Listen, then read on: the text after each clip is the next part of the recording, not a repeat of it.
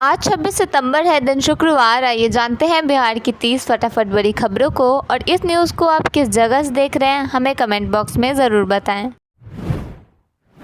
बिहार में इंडस्ट्री को लगातार बढ़ावा दिया जा रहा है। ऐसे में Bihar industrial investment promotion package 2025 बेहद खास और ऐतिहासिक माना जा रहा है।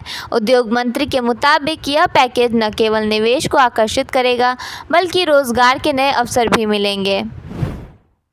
मुजफ्फरपुर में नगर विकास एवं आवास विभाग अब भू अर्जन अधिनियम के तहत जमीन अधिग्रहण करेगा। बिहार के सभी जिलों में पर्यावरण की सुरक्षा और कचरा मुक्त शहर बनाने की दिशा में ठोस एवं अपशिष्ट प्रबंधन समेत अन्य योजनाओं का क्रियान्वयन किया जा रहा है। इस कार्य के लिए सरकारी जमीन की तलाश की जा रही है, लेकिन कई जिलों में ऐसी जमीन उपलब्ध नहीं है। दक्षिण भारत के धार्मिक और टूरिस्ट जगहों के लिए भारत गौरव ट्रेन की शुरुआत होने वाली है। इस बार सहरसा से यह ट्रेन चलाई जाएगी।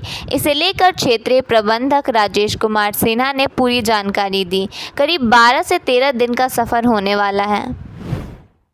बिहार के सरकारी कर्मचारियों के लिए सरकार ने खुशखबरी दी है। मिली जानकारी के अनुसार राज्यकर्मियों को गुरुवार से सितंबर महीने के वेतन का भुगतान शुरू कर दिया जाएगा। सरकार ने यह फैसला दुर्गा पूजा को ध्यान में रखते हुए लिया है, ताकि कर्मचारियों को मेले के दौरान किसी तरह की आर्थिक परेशानियों का सामना नहीं करना पड़े और वह खुशीपूर्वक अपने त्योहार का आनंद उठा सकें। बिहार में नया सोलर बिजली घर बनने वाला है। पश्चिम चंपारण जिले में कोल इंडिया लिमिटेड नया सोलर बिजली घर बनाएगी। इसके लिए बिहार सरकार से ज़मीन मांगी गई है। जानकारी के मुताबिक यह सोलर प्लांट 500 मेगावाट का होगा, जिससे करीब आधे बिहार को फ़ायदा हो सकेगा। इसके साथ ही कुल आपूर्ति में से 1/3 हिस्सा गैर परंपरागत बिजली देने की अनिवार्यता के कोटा को भी पूरा कर सकेगा। छठ महापर्व के अवसर पर यात्रियों की भारी भीड़ को ध्यान में रखते हुए रेलवे प्रशासन ने एक विशेष कदम उठाया है। इस कड़ी में पूर्व मध्य रेलवे के समस्तीपुर मंडल के 10 प्रमुख स्टेशनों पर अगले 21 दिनों के लिए होल्डिंग एरिया की व्यवस्था की जा रही है। होल्डिंग एरिया बनने से यात्रियों की आवाजाही सुगम होगी और प्लेटफॉर्म पर अनावश्यक भीड़ से भी मुक्ति मिलेगी। मिली जानकारी के अनुसार इन होल्डिंग एरिया में यात्रियों के लिए बैठने की व्यवस्था, पीने का पानी, शौचालय, प्रकाश, पंखे, चिकित्सा सुविधा, अनाउंसमेंट सिस्टम सहित अन्य ज़रूरी सुविधाएं उपलब्ध कराई जाएंगी। रेलवे का यह विशेष कदम त्योहारी सीजन में यात्रियों की सुरक्षा, सुविधा और भीड़ नियंत्रण के मकसद से उठाया गया है। पटना में किसान गन्ना उद्योग मंत्री ने किसानों की आर्थिक उन्नति को सरकार की प्राथमिकता बताया। उन्होंने कहा कि बंद चीनी मिलों को चालू करने के लिए सरकार प्रतिबद्ध है। किसानों को प्रति क्विंटल 10 रुपये का अतिरिक्त भुगतान किया गया है।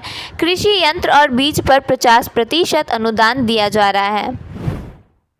पटना मौसम विज्ञान केंद्र ने बिहार के जिन जिलों में बारिश का अलर्ट जारी किया है, उनमें सुपौल, अररिया, किशनगंज, मधेपुरा, सहरसा, पूर्णिया, कटिहार, खगड़िया, भागलपुर, मुंगेर, बांका और जमुई जिला शामिल है।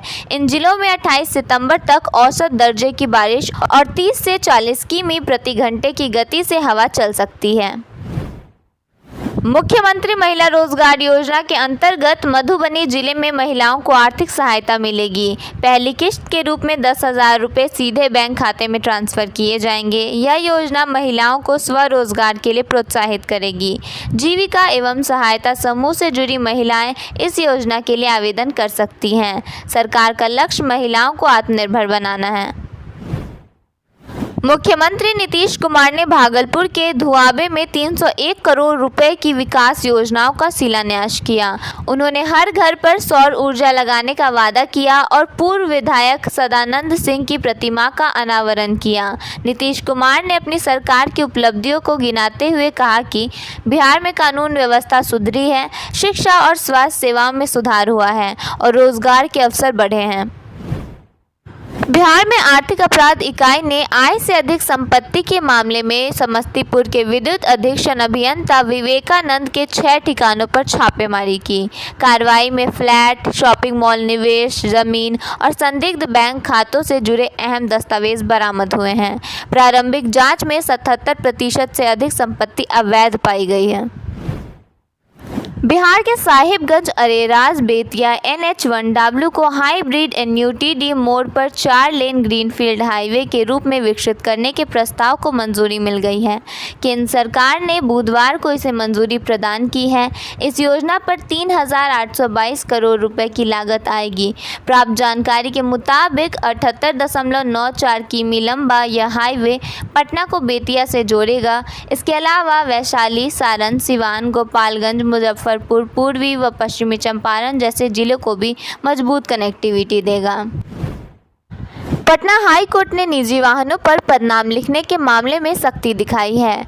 कोर्ट ने राज्य सरकार से जवाब तलब किया है। यह आदेश एक जनहित याचिका पर सुनवाई के दौरान दिया गया, जिसमें कहा गया था कि न्यायिक अधिकारी पदनाम का इस्तेमाल कर ट्रैफिक नियमों का उल्लंघन करते हैं। हाई कोर्ट ने BSEB को रेबेका बर्धन के रिकॉर्ड में सुधार करने का भी आदेश दिया है।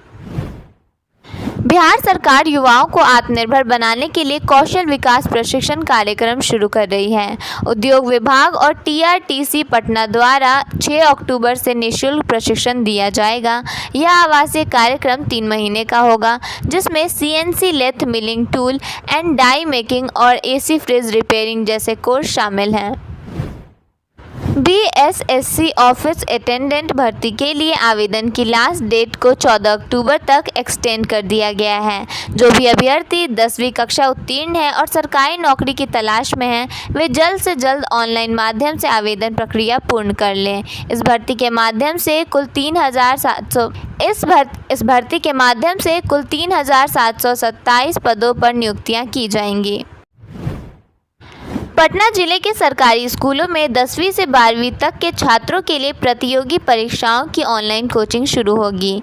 75 ICT लैब में विशेष कक्षाएं लगेंगी और IIT कानपुर शिक्षकों का सहयोग मिलेगा।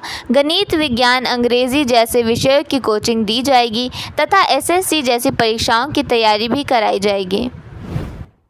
मुजफ्फरपुर के श्री कृष्ण चिकित्सा अस्पताल में इमरजेंसी वार्ड से लाखों की दवाएं चोरी होने की चर्चा है, पर अस्पताल प्रशासन इससे अनजान है। आशंका है कि अस्पताल कर्मियों की मिलीभगत से एंटीबायोटिक और अन्य दवाएं चोरी हुई, जिन्हें निजी नर्सिंग होम में बेचा जा रहा है। पुलिस CCTV फुटेज की जांच कर रही है, लेकिन अभी तक कोई लिखित शिकायत दर्ज नहीं की गई है। गृह मंत्री अमित शाह 26 सितंबर को 10 दिन के भीतर दूसरी बार बिहार आ रहे हैं। अपने इस दौरे में वह कई बैठकों में शामिल होंगे। माना जा रहा है कि शाह अपने दौरे के दौरान सीटों के बंटवारे को लेकर बड़ा फैसला ले सकते हैं। वर्ल्ड फूड इंडिया 2025 में बिहार का भी पवेलियन है। बिहार पवेलियन में बिहार से आए उद्यमियों के 12 स्टॉल लगाए गए हैं। बिहार पवेलियन को इन्वेस्ट बिहार, बिहार है तैयार, advantage Bihar, startup Bihar and MMMI के अनुरूप सजाया संवारा गया है।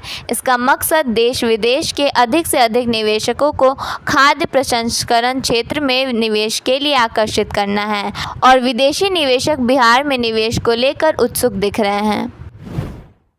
बिहार सरकार ने सरकारी सेवकों के परिवारों को राहत पहुंचाने की दिशा में एक बड़ा कदम उठाया है। अगर किसी सरकारी सेवक की सेवा काल के दौरान असामयिक मृत्यु हो जाती है, तो उनके परिवार के लोगों को नौकरी देने की प्रक्रिया अब पूरी तरह ऑनलाइन कर दी गई है।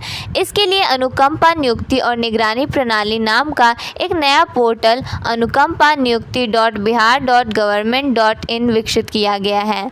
यह पोर्टल शुक्रवार सुबह 10 बजे से शुरू हो जाएगा।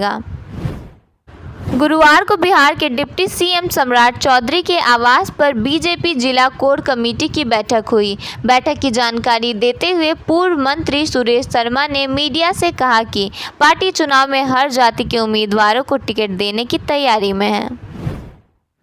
बिहार में भ्रष्टाचार के खिलाफ निगरानी विभाग की सख्त कार्रवाई जारी है। मधुबनी जिले में टीम ने जिला नियोजन पदाधिकारी मृणाल चौधरी और उनके डेटा ऑपरेटर राहुल कुमार को घूस लेते रंगे हाथ गिरफ्तार किया। दोनों NGO संचालक से हर महीने रिश्वत मांग रहे थे। बिहार में होने वाले विधानसभा चुनाव से पहले इलेक्शन कमीशन ने बड़ा ऐलान किया है। गुरुवार को आयोग ने बताया कि अब वोटों की गिनती के समय ईवीएम से पहले पोस्टल बैलेट के वोटों की गिनती होगी। यह फैसला पोस्टल बैलेट की संख्या में हुई भारी बढ़ोतरी के मद्देनजर रखते हुए लिया गया है। आयोग ने बताया, इसका उद्देश्य वोटों की गिनती में देरी को कम करने के साथ साथ पारदर्शिता और एकरूपता सुनिश्चित करना है। ऑल इंडिया मजलिस-ए-इत्तेहादुल मुस्लिमीन चीफ असदुद्दीन ओवैसी ने बड़ा दावा किया है। उन्होंने एक इंटरव्यू में कहा कि अगर इस बार एनडीए चुनाव जीतकर सत्ता में आती है तो भी नीतीश कुमार मुख्यमंत्री नहीं बनेंगे, क्योंकि बीजेपी इस बार किसी भी हाल में अपना सीएम बनाना चाहती है। पटना में झपट्टा मारों के हौसले इस कदर बुलंद हैं कि अब वे पुलिस अधिकारियों को भी निशाना बनाने से नहीं डर रहे हैं। ताज़ा मामला फुलवारी शरीफ रेलवे स्टेशन का है, जहां झपट्टा मारों ने बीएमपी 16 के अपर पुलिस अधीक्षक प्रेमचंद्र सिंह को मोबाइल छीनने के बाद रेलवे ट्रैक पर धक्का दे दिया। संयोग से उस वक्त ट्रैक पर कोई ट्रेन नहीं आ रही थी, वरना घटना जानलेवा साबित हो सकती थी। मुजफ्फरपुर के पियर थाना क्षेत्र में जमीनी विवाद से परेशान महिला ने अपने 2 मासूम बेटों के साथ बूढ़ी गंडक नदी में छलांग लगाई। मछुआरों ने महिला को बचा लिया, लेकिन बच्चे नदी की तेज धारा में बह गए।